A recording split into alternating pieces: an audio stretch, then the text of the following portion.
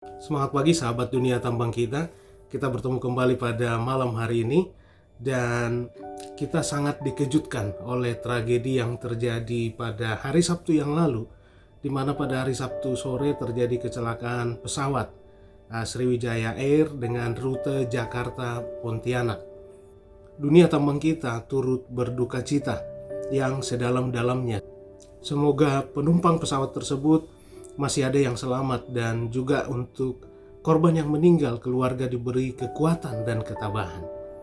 Nah, akan tetapi ada yang menarik. Nah, kalau kita lihat dari data pesawat yang naas tersebut, ternyata di sini disebutkan bahwa first flight, pertama kali terbang pesawat itu adalah pada tanggal 13 Mei tahun 1994. Berarti sampai saat terjadi kecelakaan kemarin itu, pesawat itu sudah berumur 26 tahun 8 bulan. Nah, kemudian banyak teman-teman yang berkomentar, ya karena tua sih sehingga celaka. Karena itu saya tertarik untuk membicarakan masalah tua ini. Ya, karena pada saat kita membahas tentang unjuk kerja peralatan, banyak sekali pertanyaan atau komen-komen dari sahabat dunia tambang kita, bagaimana dengan alat atau alat berat yang sudah tua? Inti dari pertanyaannya adalah, apakah alat berat yang sudah tua akan semakin tinggi risiko terjadi kecelakaan? Atau dalam hal kasus tadi, apakah pesawat yang sudah tua akan semakin besar kemungkinan terjadi kecelakaan? Banyak orang yang beranggapan bahwa alat berat semakin tua maka akan semakin mungkin terjadi kecelakaan. Sehingga ada beberapa tambang, sahabat dunia tambang kita, yang membatasi umur penggunaan alat berat itu. Misalnya ada yang membatasi alat berat dan juga LV misalnya atau supporting unit dibatasi 5 tahun umurnya. Maka di atas 5 tahun sudah tidak boleh digunakan lagi di tambang tersebut. Nah, akan tetapi ada sebagian lagi yang beranggapan tidak peduli umur. Yang penting kondisinya, selama lulus komisioning maka alat tersebut boleh digunakan pada kegiatan pertambangan. Nah, maka pertanyaan besarnya di sini adalah bagaimana kata peraturan? Apakah ada pembatasan umur untuk alat berat? Ternyata sahabat dunia tambang kita, untuk pesawat ternyata sudah dibatasi umurnya, ya. Sudah dibatasi umurnya. Kan tetapi hati-hati di sini sahabat dunia tambang kita, bahwa yang dibatasi adalah bukan umur pesawat tersebut. Nah, mari kita lihat, ternyata sudah diatur di dalam Kepmenhub, ya, Keputusan Menteri Perhubungan nomor KM 115 tahun 2020 tentang batas usia pesawat udara yang digunakan untuk kegiatan angkutan udara niaga. Dan di sini di diktum yang pertama disebutkan batas usia pesawat yang didaftarkan dan dioperasikan untuk pertama kali di wilayah Indonesia dengan ketentuan pesawat terbang kategori transport untuk angkutan udara penumpang paling tinggi berusia 20 tahun. Nah, tapi hati-hati sahabat dunia tambang kita menerjemahkan peraturan ini bahwa pesawat itu umur maksimalnya 20 tahun, bukan begitu. Karena kalau kita lihat di sini, batas usia pesawat yang didaftarkan dan dioperasikan untuk pertama kali dioperasikan itu tidak boleh lebih dari 20 tahun. Nah, kemudian pertanyaannya, bagaimana untuk kegiatan pertambangan? Sebelum kita masuk ke peraturan yang mengatur di Minerba atau di Ditjen Minerba, nah sekarang kita lihat dulu cara berpikirnya sahabat dunia tambang kita. Nah, semakin tua suatu alat, atau entah itu pesawat, entah itu alat berat, tentu tidak ada hubungannya dengan kondisi. Nah, ini mindset yang salah selama ini. Semakin tua suatu alat, maka semakin jelek kondisinya. Maka kemungkinan terjadi kecelakaan akan semakin besar. Sering kok kita melihat di jalan tol, sebuah mobil baru, masih baru, model baru, tiba-tiba kapnya dibuka, ngebul. Atau sebuah mobil baru di jalan tol diderek oleh mobil derek. Padahal bukan karena kecelakaan, tapi karena mogok misalnya. Atau didorong rame-rame, padahal mobil baru. Dan bukan pemandangan yang jarang juga. Misalnya kita lihat di kota gitu ya, tiba-tiba sebuah mobil Kijang Jantan tahun 92 tiba-tiba melintas di samping kita dengan kecepatan di atas 100 km per jam. Padahal mobil sudah berumur 30 tahun. Jadi kondisi suatu alat tidak selalu berbanding terbalik dengan umur. Artinya umurnya semakin panjang, maka kondisinya semakin jelek. Tidak selalu berbanding terbalik. Nah, terus apa yang bikin dia tidak berbanding terbalik? Di sebuah peralatan banyak yang disebut sebagai consumable part. Artinya ada batas lifetime-nya, batas umurnya. Ya, artinya rusak tidak rusak, pada saat nanti batas umurnya komponen ini harus diganti. Maka dengan kata lain, semakin tinggi umur sebuah alat, itu tidak berarti semakin rendah kondisinya, akan tetapi cost memang untuk mempertahankan kondisinya itu akan semakin besar.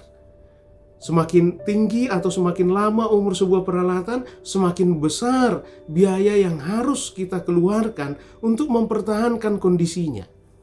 Sehingga nanti akan sampai pada satu titik di mana revenue yang bisa kita peroleh dari sebuah alat berat atau hasil yang bisa kita peroleh dari sebuah alat berat, bahkan itu lebih kecil dari biaya peralatan atau biaya maintenance yang harus kita keluarkan untuk alat tersebut. Nah, kalau titik itu sudah tercapai, pilihannya hanya ada dua. Yang pertama, alat itu di-scrap. Yang kedua, dilakukan rekondisi. Setelah direkondisi, bisa kita gunakan kembali atau kita jual ke orang lain. Jadi itu cara berpikirnya sahabat dunia tambang kita. Maka pertanyaannya sekarang, apa yang membuat semakin lama umur sebuah peralatan tapi kondisinya tidak semakin turun? Apa yang membuat? Jawabannya adalah maintenance atau perawatan. Semakin baik perawatan yang kita lakukan terhadap sebuah peralatan, maka penurunan kondisi alat tersebut bisa kita perlambat, bisa kita kurangi. Bahkan dengan rekondisi, kondisi alat tersebut bisa kita tingkatkan lagi. Jadi kuncinya adalah di perawatan. Nah, bagaimana kata peraturan? Kalau kita lihat di Kepmen SDM nomor 1827 tahun 2018, khususnya di lampiran 2, dan tepatnya di halaman 116 yang mengatur tentang unjuk kerja peralatan. Di sana tidak dibatasi umur peralatan, sahabat dunia tambang kita. Yang dibatasi apa? Unjuk kerja peralatan. Kok nggak dibatasi umur? Karena dasar berpikir dari peraturan ini adalah bukan umur, tapi unjuk kerja peralatan. Nggak peduli mau tua, mau masih muda alat tersebut, selama unjuk kerjanya terpenuhi, maka silahkan dioperasikan di lapangan. Nah, terkait dengan kondisi peralatan, dari 5 unjuk kerja yang diatur di dalam peraturan di Kepmen 1827, yaitu physical availability, mechanical availability, utilization of availability, effective utilization, dan pencapaian produktivitas. Dari 5 parameter ini, yang sangat menentukan atau berhubungan dengan kondisi peralatan adalah mechanical availability, di mana mechanical availability hanya dipengaruhi oleh 2 variabel, ya, di mana mechanical availability sama dengan W dibagi W plus R. W itu waktu kerja efektif, dan R waktu yang dibutuhkan untuk melakukan repair atau perawatan. Maka semakin baik kita melakukan perawatan, semakin baik sistem perawatan yang kita terapkan, maka R akan semakin kecil. R semakin kecil, mechanical availability akan semakin besar. Maka sekali lagi sahabat dunia tambang kita, yang diatur di dalam peraturan adalah unjuk kerja peralatan. Ya, di mana di sana ada target unjuk kerja peralatan tersebut. Selama target itu tercapai, silahkan alatnya dioperasikan mau berapapun umurnya, mau berapa tahun pun umurnya. Ya, kalau kita lihat target tersebut, di mana di sana diatur bahwa physical availability minimal 90%, mechanical availability minimal 85%, kemudian UA, utilization of availability, minimal 75%, kemudian EU, effective utility minimal 65%, dan pencapaian produktivitas 85%. Jadi sekali lagi tidak diatur masalah umur. Ya, nah terus bagaimana dengan peraturan yang menetapkan umur maksimal 5 tahun misalnya? KTT menetapkan umur maksimal 5 tahun, itu tidak menyalahi peraturan. Pembatasan umur alat berat yang diterapkan oleh Kepala Teknik Tambang itu tidak menyalahi peraturan. Tolong diingat bahwa peraturan itu adalah standar minimal. Lebih rendah dari standar itu tidak boleh. Tapi menerapkan standar yang lebih tinggi dari peraturan, nah itu keinginan kita semua. Akan tetapi tolong diingat sahabat dunia tambang kita, semakin pendek umur peralatan, itu tidak menjamin kondisi peralatan tersebut semakin prima sehingga bisa mencapai unjuk kerja yang ditentukan tadi. unjuk kerja yang sudah ditargetkan di dalam Kepmen SDM nomor 1827 di lampiran 2 halaman 116 tadi, itu bisa dicapai kalau kondisi peralatan bagus. Kondisi peralatan bagus tidak serta-merta ditentukan oleh umur peralatan, ya, tapi bagaimana kualitas perawatan yang kita lakukan. Jadi, rawat alat Anda dengan baik sehingga variabel R dalam unjuk kerja peralatan semakin kecil, mechanical availability akan semakin besar, maka produktivitas akan semakin tinggi dan kecelakaan bisa dicegah. Seperti itu sahabat dunia tambang kita. Ya, semoga persepsi-persepsi atau mindset terkait dengan umur peralatan bahwa tua itu jelek, muda itu bagus, itu kita ubah sekarang. Tapi kondisi peralatan yang bagus, itulah yes. Kondisi peralatan yang jelek, itu no. Nah, sekarang bagaimana untuk membuat kondisi peralatan bagus? Tingkatkan kualitas maintenance. Baik sahabat dunia tambang kita, sampai di sini pertemuan kita kali ini. Dan kalau ada pendapat-pendapat lain atau sharing terkait diskusinya masalah kondisi peralatan ini, silahkan masukkan di kolom komentar. Dan mari serahkan segala sesuatu kepada Tuhan Yang Maha Kuasa, badai pasti berlalu.